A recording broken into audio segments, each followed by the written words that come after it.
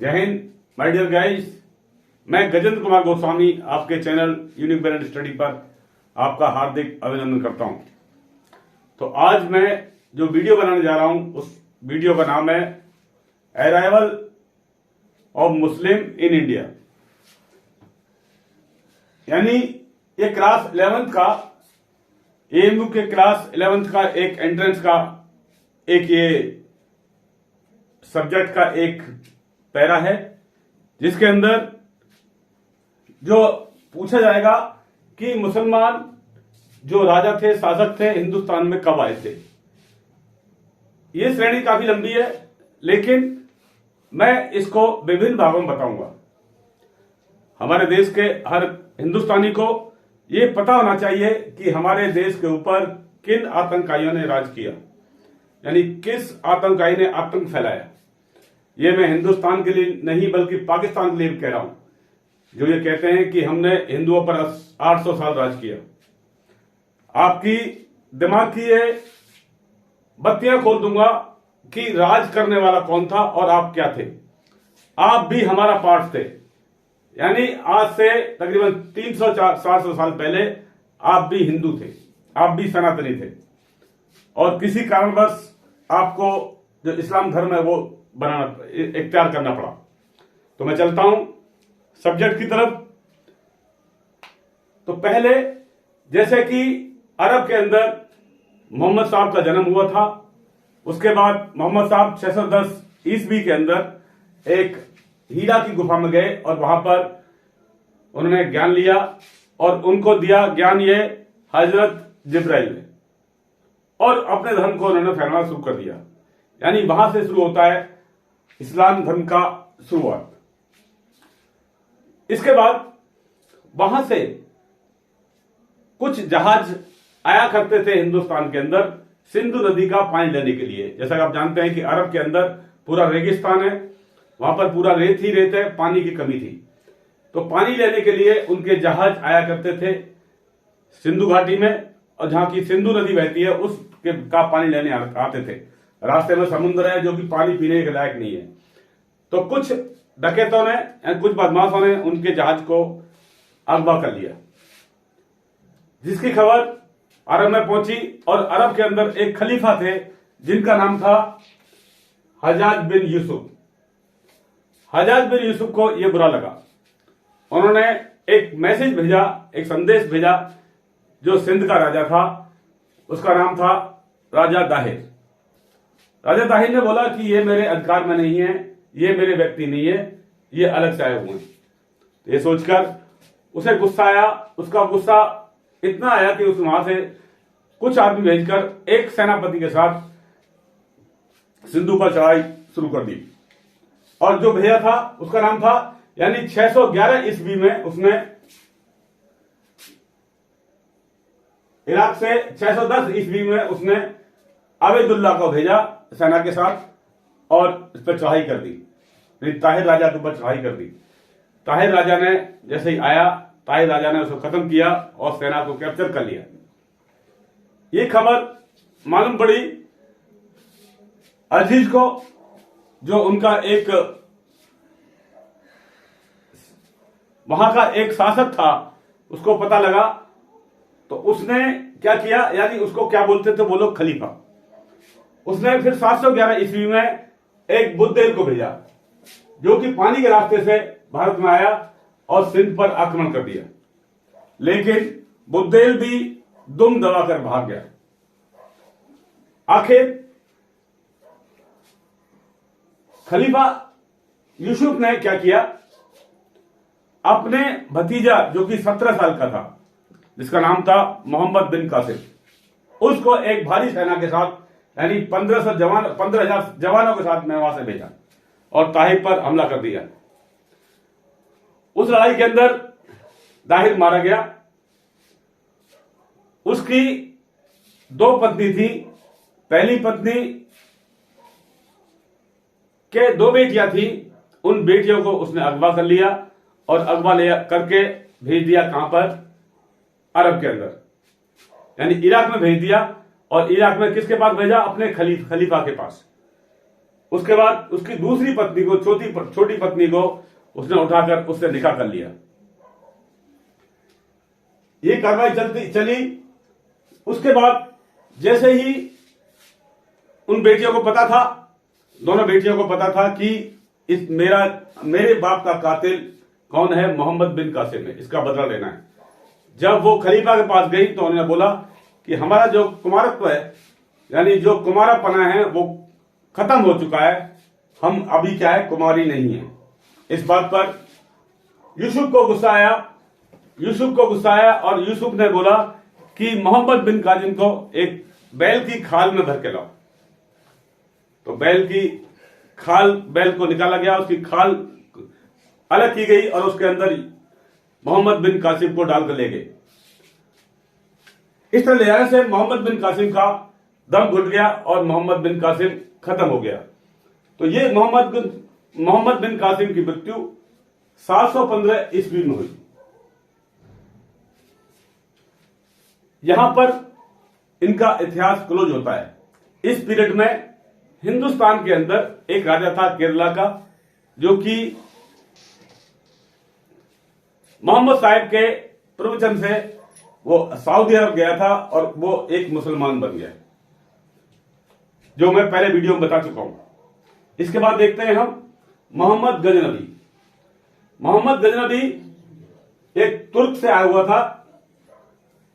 इसका पीरियड 998 से लेकर 1030 का है। ये तुर्क से आता था और बार बार भारत पर आक्रमण करके लूटपाट करता था। जैसा कि जानते हैं, हमारा देश पहले सोने की चिड़िया था और इसके लूटपाट में उसने 17 बार भारत पर आक्रमण किया और बार बार लूट कर ले गया। यानी यहां तक कि इसने क्या क्या लूटा आप देखें। इसने पहले आक्रमण किया जयपाल के ऊपर, और जयपाल इतना अच्छा राजा था, यानी इतना शक्तिशाली राजा था कि उसको जीतना बड़ा मुश्किल था। लेकिन हमारे देश के राजाओं की जो सेनाएं थी, एक छोटे छोटे क्षेत्र के राजा होते थे, उनके अंदर आपसी रंजिश थी, आपस में लड़ते रहते थे, यानी एकता नहीं थी, जिसके कारण जो आने वाले आतंकवादी थे बाहर से, वो फायदा उठा लेते थे। जयपाल को उसने हरा दिया, जिस गम में जयपाल आत्महत्या करके खत्म हो गया। लेकिन इसके बाद उसका बेटा आनंदपाल ने बदला लेना चाहा। उसने और सेना इकट्ठी की और गजनबी पर हमला कर दिया। लेकिन गजनबी की सेना में ऐसे घुड़सवार थे, ऐसे घोड़े थे, घुड़सवार इतने परफेक्ट थे कि वो घोड़े के भागते भागते तीर चला सकते थे, एक सटीक निशाना ले सकते थे। तो इस तरह से हालत देखते हुए आनंदपाल की हार हुई और गजनबी ने आगे जीतना शुरू कर दिया। यानी जीतना नहीं, उसका उद्देश्य था सिर्फ भारत में लूटमार ही मचाना। तो इस तरह से जैसे बताया मैंने, इसने 17 बार भारत पर आक्रमण किया था, 17 बार ये लूट के ले गया। तो इसने जो और लूटा, 1018 में कन्नौज, मथुरा, कालीनगर, बुंदेलखंड। उसके बाद 1025 के अंदर मुल्तान और सोमनाथ को इसने कई बार लूटा और तोड़ा भी और लूट के ले गया। इसने हिंदू मंदिरों को तोड़ा और उसके बाद हिंदुओं के साथ में मारकाट की, यानी हिंदुओं को मारा काटा और जो हिंदुओं की महिलाएं थी उनके साथ दुर्व्यवहार किया। ये चीज एक किताब उल हिंद के अंदर जो अल बैरून की है उसके अंदर मिलता है। इसके बाद काल आता है मोहम्मद गौरी का। मोहम्मद गौरी यहां पर आया, ये गजनी से आया था, ये भी तुर्क था। ये मोहम्मद गौरी 1192 में आया। इसने दिल्ली के शासक महाराजा पृथ्वीराज के ऊपर आक्रमण किया और 17 बार अपने युद्ध में हारा। हर बार कान पकड़ के माफी मांग लेता था कि मैं इस बार नहीं आऊंगा। ये काम चला, ये होता रहा। यानी ये 1191 में आया था और ये कार्रवाई 1192 तक चलती रही। 18वीं बार में इसका एक ऐसा हुआ कि उसे एक देश का विद्रोही मिल गया, यानी जो कि हिंदुत्व के लिए विद्रोही का था, और उसका नाम आज तक इतिहास में लिया जाता है। यदि कोई गलत काम करता है तो सब कहते हैं कि ये जयचंद है, ये जयचंद की औलाद है। तो जयचंद गौरी से मिल गया और गौरी ने उसका फायदा उठाया। राजा जयचंद और पृथ्वीराज का एक रिश्ता था, वो कि दोनों एक मौसेरे भाई थे, लेकिन जयचंद की बेटी को पृथ्वीराज ले आया था। वो जयचंद पृथ्वीराज से प्यार करती थी और पृथ्वीराज उस बेटी को, जिसका नाम था संगीता, संयोजकता, उसको ले आया था। और संयोजकता ये लड़की पृथ्वीराज से प्यार करती थी। जब इसका स्वयंवर हुआ था तो बड़ा अच्छा स्वयंवर रचा है, लेकिन पृथ्वीराज को इनवाइट नहीं किया गया था। पृथ्वीराज को आमंत्रण नहीं दिया गया था, बल्कि अपने गेट के ऊपर, अपने दरबार के गेट के ऊपर पृथ्वीराज की स्टेचू लगा दी थी। लेकिन वो लड़की जब जयमाला लेकर घूमती रही तो उसको कहीं पृथ्वीराज दिखाई नहीं दिया। उसने माला नहीं डाली और बाहर गेट पर पहुंची तो देखा दरबार पर एक पृथ्वीराज की स्टेचू लगी हुई थी, उसको माला डाल दी। पृथ्वीराज देख रहा था, इस चीज को पृथ्वीराज उठा के ले गया और यही गम उसको सताता रहा। उसने पृथ्वीराज साथ में एक गद्दारी की जयचंद ने और गौरी से मिल गया। पृथ्वीराज के गौरी से मिलने के बाद, गौरी से जयचंद के मिलने के बाद क्या हुआ, पृथ्वीराज को गौरी ने हरा दिया। और जैसा कि पृथ्वीराज हर बार माफ कर देते, पृथ्वीराज ने माफी के लिए नहीं बोला और उसने अपना ढंग दिखाया। वो देखता था कि पृथ्वीराज की आंखें इतनी मोटी मोटी थी जिससे कि गौरी को डर लगता था। तो उसने सबसे पहले पृथ्वीराज की आंखें फोड़वाई। एक गरम सरिया से पृथ्वीराज की आंखें फोड़ दी गई। लेकिन ये क्या होना है, क्या कुदरत को मंजूर था। आंखें फोड़ने के बाद भी इनके साथ था इनका दोस्त, इनका मित्र, एक कवि चंद्रवरदाई। चंद्रवरदाई बोला गौरी से, मैं जो सारी बात बता रहा हूं आपको, इसमें जो मैं पॉइंट्स लिखे हुए हैं, यदि मैं इस इतिहास को लेकर चलूं तो ये सिर्फ एक वंश का इतिहास है, यानी गुलाम वंश का इतिहास है जो मेरे बोर्ड पर लिखा हुआ है। इसका आप स्क्रीनशॉट ले लें। इसके बाद जो अन्य जिन्होंने राज्य किया है, देश के ऊपर जो शासक रहे हैं मुस्लिम, उसके बारे में मैं बताऊंगा। यानी ये क्रम से चलता रहेगा, ये कंटिन्यू चलता रहेगा। तो इसको आप स्क्रीनशॉट ले लें एक बार, तो आगे मैं चलता हूं।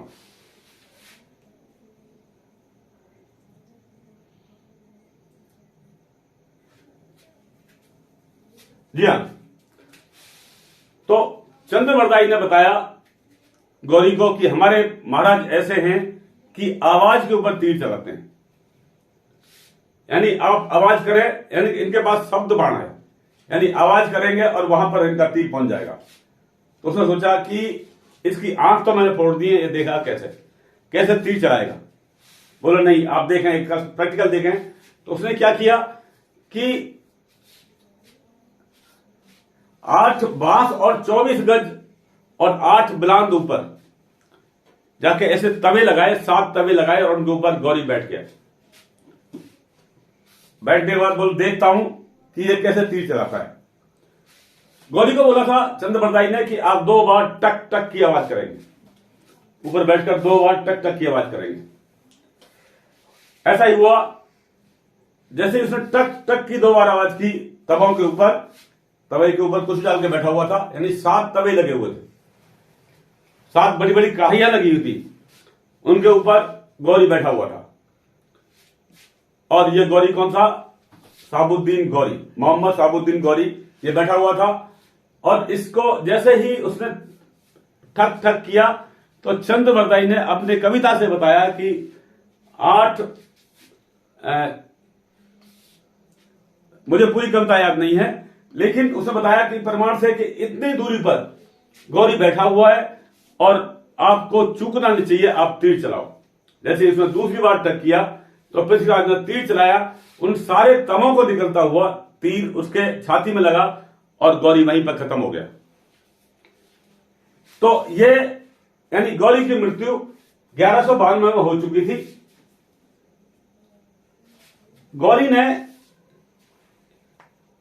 गौरी का कोई पुत्र नहीं था, कोई उसके बेटा नहीं था। उसने क्या किया, एक दास को गोद लिया था। और वो दास कैसा, यानी वहां पर एक दास प्रथा थी किसी को गोद लेने के बाद में उसको प्रशिक्षण देते थे, शिक्षा देते थे, यानी लड़ाई का अभ्यास उसे कराते थे। तो इसके अंदर एक व्यापारी था जिसका नाम था काजी फरीकुद्दीन अजीज। उसने एक दास को खरीदा था। खरीदने के बाद गौरी को दे दिया था, गौरी को बेच दिया था, गौरी को गिफ्ट कर दिया था। और उसका नाम था कुतुबुद्दीन ऐबक। ये भी तुर्क था। तो ये इसको देने के बाद इसका जो शासन है किसे चलाया? हाँ, इसके बीच में इसका भतीजा आया और भतीजे को मार दिया गया। गौरी का भतीजा था, उसको मार दिया गया।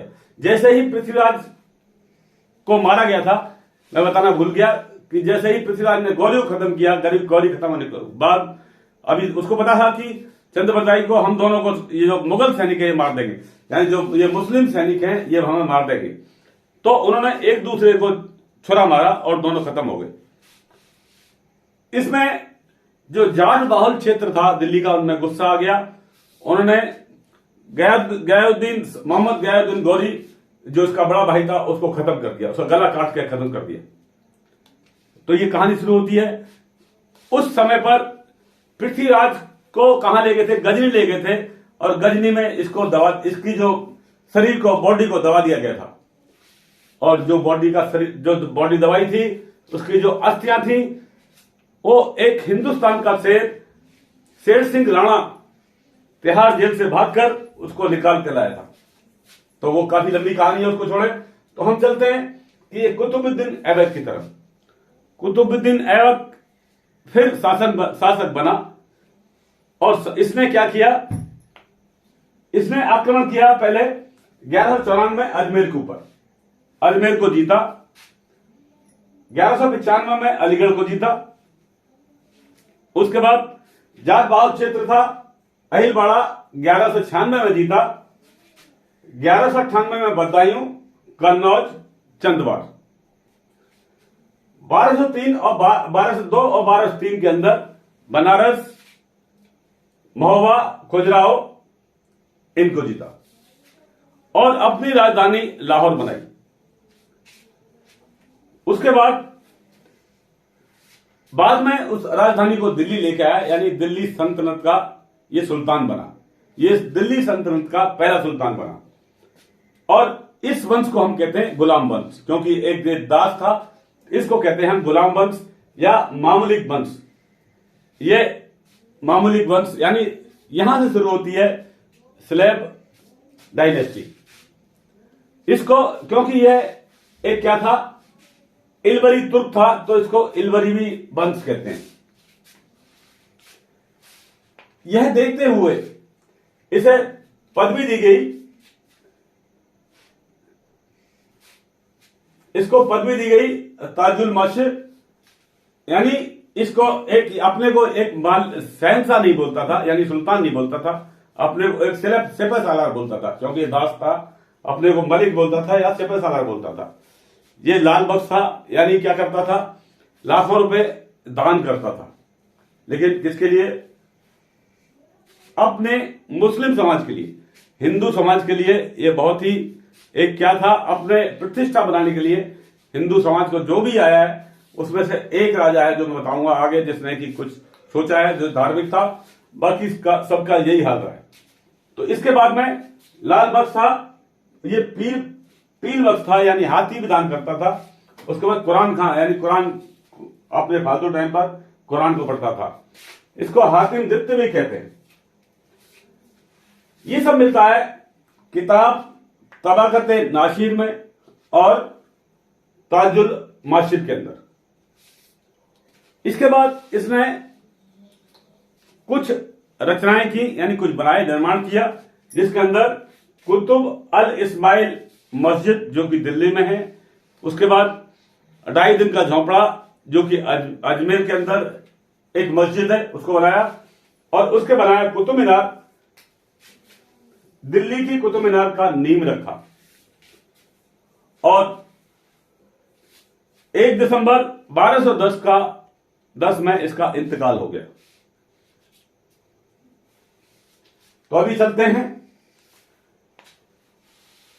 इसने क्या किया था, इसने भी एक गोद रख लिया था, और वो गोद रखा था क्योंकि इसके संतान तो थी लेकिन इतनी योग्य नहीं थी, और जिसको गोद रखा था उसको कहते हैं इल्तुतमिश। तो जैसे ही ये खत्म हुआ तो उसके बाद एक आराम शाह था जिसने कि 1210 पर कुर्सी में बैठ गया, लेकिन आराम शाह जैसा नाम है इसका, ऐसा ही आराम ही करता था वो, यानी उसको काम से कोई मतलब नहीं था। उसने सिर्फ 8 महीने राज किया। 8 महीने राज के बाद में वो जनता को, जो आवाम थी, उसको पसंद नहीं आया और उन्होंने इल्तुतमिश को गद्दी पर बैठाया। यानी इल्तुतमिश शुरू होता है 1225 से लेकर 1236 तक। तो इल्तुतमिश ने जैसे ये गद्दी पर बैठा, इसने इल्तुतमिश जो कुतुबुद्दीन ऐबक था, कुतुबुद्दीन ऐबक ने अपनी बेटी का शादी इल्तुतमिश से साथ किया था। इसने आक्रमण किए 1225 के अंदर बंगाल के ऊपर, 1226 में रणथंभौर, 1227 में मंदसौर, 1229 के अंदर ग्वालियर, उसका राजस्थान भिलसा, ग्वालियर का राजा था मंगलदेव को हराया। उसके बाद 1233 में चंदेल, 1234 में उज्जैन और भिलसा, और इसके बाद नागदा और गुजरात के अंदर गोहिलतों को हराया। इसने चांदी के सिक्के चलाए, तांबे के सिक्के चलाए, और इसके बाद इसने अपनी राजधानी को लाहौर से दिल्ली ले आया। इसको उपाधि दी गई खिलियत की उपाधि दी, और साथ ही दी गई सुल्तान ए आजम। ये उपाधि, इसके अलावा एक और उपाधि है जो कि क्या है, नासिर अमीर अल मोमिन, और ये उपाधि दी थी बगदाद के खलीफा ने। इसकी मृत्यु 30 अप्रैल 1236 को हो गई, जिसका मकबरा कुतुब मीनार में ही बना हुआ है। इसकी कंस्ट्रक्शन में देखते हैं हम, ये सबसे पहला प्रथम मुगल शासक कहा जाता है, मुगल सल्तनत का पहला कहा जाता है, लेकिन इसका संस्थापक कौन था, इस्लाम सल्तनत का संस्थापक कौन था, वो स्थापक था कुतुबुद्दीन ऐबक। लेकिन पहला इसको किसको कहा जाता है, इल्तुतमिश को कहा जाता है। इल्तुतमिश ने जो कुतुब मीनार की नींव ही रखी गई थी, उस कुतुब मीनार को कंप्लीट किया। उसके बाद थोड़ा हिस्सा ऊपर रह गया था, उसको फिरोज शाह तुगलक ने बनाया। तो आगे देखते हैं हम, जैसे ही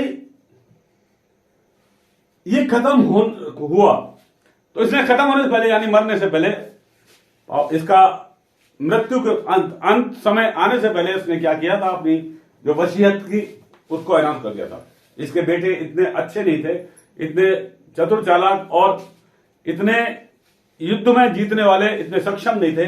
इसने अपनी बेटी को, रजिया सुल्तान को, सल्तनत का वारिस घोषित कर दिया। लेकिन वहां की जो आवाम थी, जनता थी, जो वहां के अमीर जिसको बोलते हैं, अमीर मतलब जो उसके ओहदेदार थे, वो नहीं चाहते कि और एक औरत उनके ऊपर राज करे, यानी हम किसी औरत के अंडर में काम करें। तो उन्होंने क्या किया, एक और था उसको खड़ा कर दिया, उसका नाम था रुकनुद्दीन फिरोज शाह। 1236 में इसको पूरा राज्य का जो भार था वो सौंप दिया, यानी इसको शासक घोषित कर दिया। इसकी जो मां थी एक तुर्की दासी थी, जिसके अंदर क्रूरता और अत्याचार भरा पड़ा था। उसने इल्तुतमिश के परिवार पर अत्याचार ढाने शुरू कर दिए, यानी वो इन पर इतना ऐसा व्यवहार करती थी, पकड़ा, मारपीट कराना और जेल में डाल देना। ये कंडीशन, इससे जो आवाम थी वो भी परेशान हो चुकी थी। वो चाहती थी कि जल्दी ही इसका विनाश हो जाए। तो एक दिन ये यहां से निकल गया था, वहां से घूमने चला गया था, तो मौका मिला रजिया सुल्तान को। रजिया ने क्या किया, अपना वेशभूषा पहन के, लाल कपड़े पहना, ऊपर टोप लगाया और सिंहासन पर बैठ गई और ये वादा किया जनता से कि मैं एक न्यायपूर्ण अपना राज्य चलाऊंगी। जनता को भरोसा था। जैसे ही ये आया, इसको पकड़ा, कैद कर दिया गया और इसकी हत्या कर दी गई। यानी फिरोज रुकनुद्दीन फिरोज को पकड़कर उसकी हत्या कर दी गई। तो अभी शुरू होते हैं रजिया सुल्तान। रजिया सुल्तान का जो साम्राज्य चला वो है 1236 से लेकर 1240 तक। जैसा कि अमीर इससे क्या थे, खुश नहीं थे। जो वहां के ओहदेदार थे, जो उसके सेना के अंदर ओहदेदार थे, वो इससे खुश नहीं थे।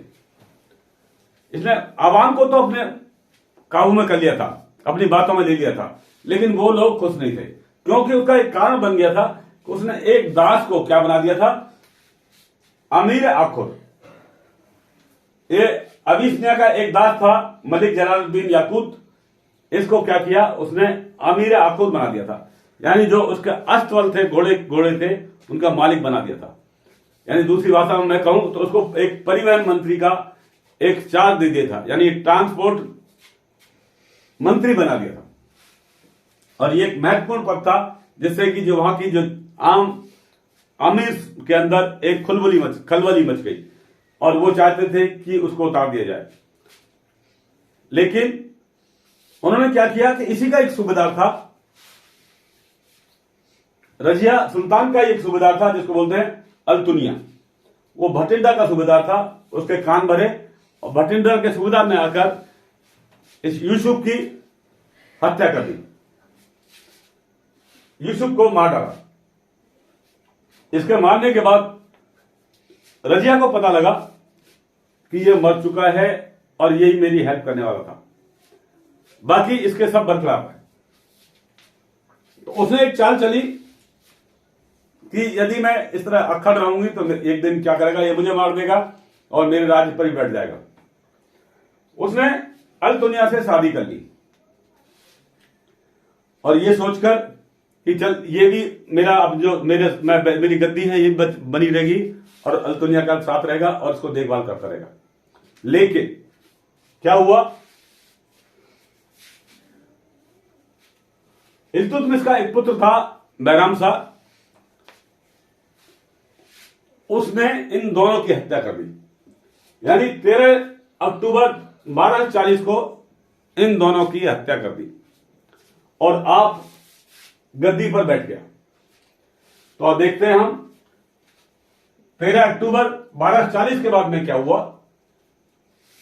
यानी इल्तुतमिश का बेटा इतना बुद्धिमान और इतना चतुर, जैसा मैं पहले बता चुका हूं, नहीं थे। वो इतने एक शासक, अच्छे शासक नहीं थे, इतने बहादुर नहीं थे।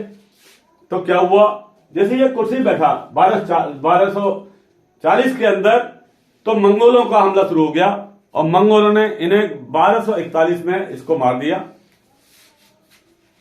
आक्रमण में। यानी ये मुइजुद्दीन बैराम शाह 1241 में मारा गया। उसके बाद आता है अलाउद्दीन मनसूद शाह। ये सारा ग्राम वंशी चल रहा है। अलाउद्दीन मनसूद शाह, इसका पीरियड है 1242 से लेकर 1246 तक का शासनकाल में। इसने क्या किया, 40 सदस्य बनाए, एक कमेटी बनाई 40 सदस्यों की, उनको अलग अलग अपना टास्क बांट दिया, अलग अलग विभाग दे दिए। तो सुल्तान सिर्फ नाम मात्र के लिए था। इसको महसूस हुआ कि मैं सिर्फ नाम मात्र के लिए रह गया हूं, बाकी अपनी मनमर्जी कर रहे हैं। तो उसने अपनी शक्तियां बढ़ानी शुरू कर दी, धीरे धीरे शक्तियां बढ़ानी शुरू कर दी। और ये कौन था, ये था फिरोज शाह का बेटा। फिरोज शाह का बेटा था ये, इसने अपनी शक्तियां बढ़ानी शुरू कर दी। अभी इसके बाद ये 1246 के अंदर चले गए और उसके बाद शुरू होता है नसीरुद्दीन महमूद का पीरियड। नसरुद्दीन महमूद का पीरियड जो अवधि है उसका 1246 से लेकर 1265 तक की है।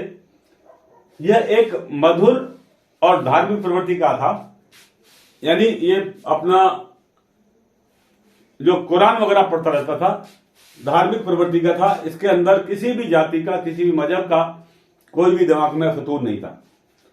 तो इसको फिर यह देखते हुए तबाकत नाशिरी, ये किताब में मिलता है, उसके अंदर इसको पदवी मिली उलूग खां की। उलूग खां की इसको पदवी दी गई और वह इसको नायब मुमल्लकत की पदवी दी गई। 1265 में इसकी हत्या कर दी गई। हत्या के पीछे हाथ था बलबन का। बलबन ने इसकी हत्या कर दी, यानी 1265 के अंदर बलबन ने इसकी हत्या कर खुद को अपना एक सुल्तान घोषित कर दिया। तो चलते हैं बलबन की तरफ।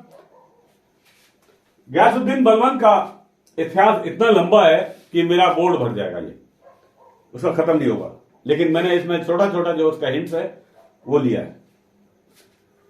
ये राजा एक न्यायप्रिय राजा था, यानी ये सुल्तान एक न्यायप्रिय था, और लेकिन ये क्या था, इल्तुतमिश का गुलाम था और भारत की नौवां सुल्तान था जो दिल्ली पर बैठा था। इसे सुल्तान गयासुद्दीन की उपाधि मिली। इसकी निष्पक्षता और न्याय को देखते हुए पब्लिक बहुत ही खुश थी। इसका स्तर ऐसा था कि वो चाहता था कि हमारे देश के अंदर कोई गरीब ना हो। उसे गरीब को देखकर बड़ा गुस्सा था। वो बोलता था कि जब मैं किसी गरीब को देखता हूं, निम्न स्तर वाले को देखता हूं, तो मेरा हाथ तलवार तरफ जाता है। वो नहीं चाहता था कि हमारे देश में कोई गरीब हो। तो इसने राजस्व चलाए। पहले जो 40 सदस्यों का जो बनाए हुए थे, 40 सदस्य अलाउद्दीन मंसूर खान ने बनाए थे, उसको विघटन कर दिया, उनको तोड़ दिया, उनकी पावर खत्म कर दी। उसके बाद इसने राजस्व लगाया। इसे जिले इलाही की उपाधि दी गई। इसके बाद सजदा और पाबोश में ये प्रथा में ये विश्वास रखता था, यानी इसने एक प्रथा चलाई जिसको बोलते हैं सजदा व पाबोश। यह ईरानी जो निर्देश आते थे ईरान से, उनका पालन करता था।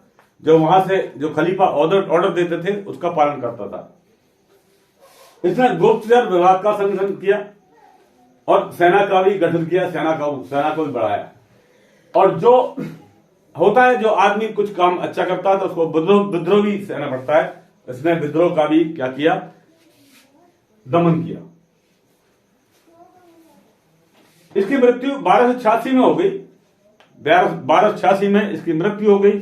उसके बाद इसके साम्राज्य पर एक बैराग खां, मुगला खां का पुत्र कोकेबाद बैठा।